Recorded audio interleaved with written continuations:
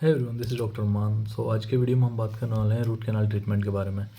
RCT का नाम कभी ना कभी आप लोगों ने किसी ना किसी के मुंह से सुना होगा। आपके किसी रिलेटिव को या आपको रूट कैनाल ट्रीटमेंट की ज़रूरत पड़ी होगी।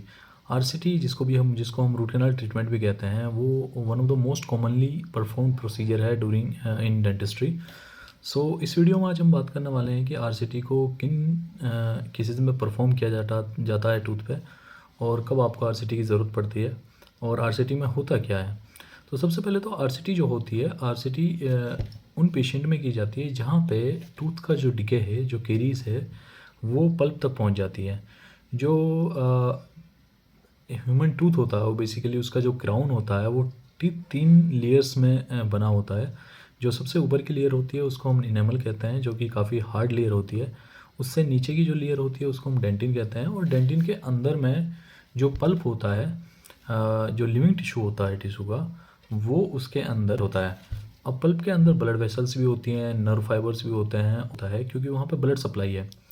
सो अगर आपका जो केरियस लीजन है वो इनेमल को डिके करके और डेंटिन को डिके करने के बाद में अगर आपका जो केरियस लीजन है पल्प तक पहुंच जाता है, तो इस सिचुएशन को हम इरिवर्सिबल पल्पाइटिस कहते हैं। इरिवर्सिबल पल्पाइटिस हम इसको इसलिए कहते हैं क्योंकि जो पल्प का इन्फेक्शन है वो रिवर्स नहीं हो सकता।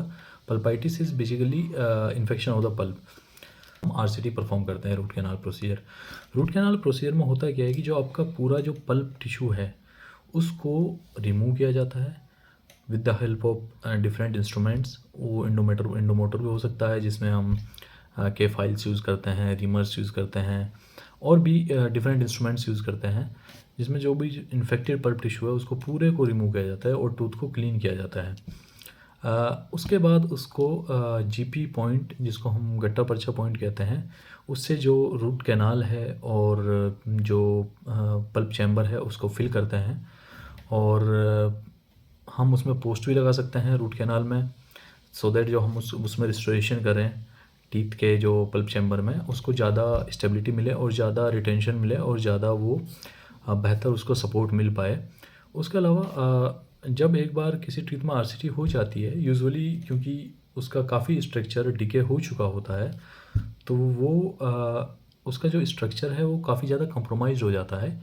इन केसेस में हमें पोस्ट आरसीटी हमें उन केसेस में उसमें क्राउन लगाने की ज़रूरत पड़ती है। टीथ पे बेसिकली क्राउन लगा दिया जाता है, सो दैट जो टीथ स्ट्रक्चर है वो इंटैक्ट रहे और उसके जो फ्रैक्चर होने के चांसेस है वो कम हो जाएं।